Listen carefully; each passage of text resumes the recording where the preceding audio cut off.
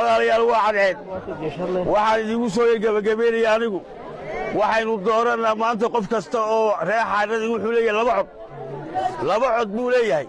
hal mar intuu codeeyo ma noqonayo labada cod waxaa weeye midna wuxuu dooranayaa golihii degaanka Saylac midna wuxuu dooranayaa golihii wakiilada ninkii Hargeysa fadhiyey horta wuxuu waa sida laba cod buu qofku leeyahay sida awgeed labada cod waxaan yaynaydiga qaldamin inagoo dadaallo oo qaldanaa ka daran inagoo daalla oo haddana qaldanaa ka daran qofku laba cod buu leeyahay labada cod mid wuxuu ku dooranayaa golihii degaanka Saylac midna wuxuu ku dooranayaa golihii wakiilada Hargeysa mid waa sida waxaan leeyahay walaalahayow doorashadii baa hadda inagu soo foodle 31 ayay dhacaysaa waxa u horeeyo horta inay nabadgelyada ilaashano inay nabadii noogu dhacdo qofku cidii uu danmooda ha siiyo laakiin waxa qasaba inay nabadii noogu dhacdo inaan ku dadaalay nabadii noogu dhacdo sida awgeed waxaan leeyahay walaalayaal ragayga xagga taagan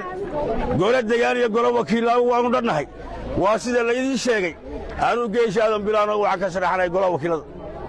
calaamadeeduna waa goodir saacad iyo faysal iyo maxamed qayaadna waxay ka sharaxan yihiin golaha deegaanka Saylac waxaan leeyahay ilmaadeerayaal oo abtiyaal oo habayarooyin golaha wakiilada ka sharaxanahay codkiina la siiya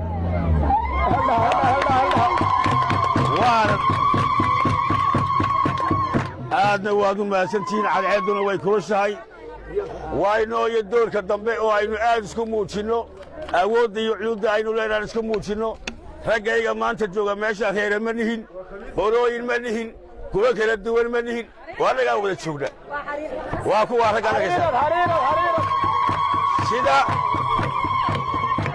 sida aanu wada joognay idigoo mida noogu codeeya wasalaamu calaykum waraxmatullaahi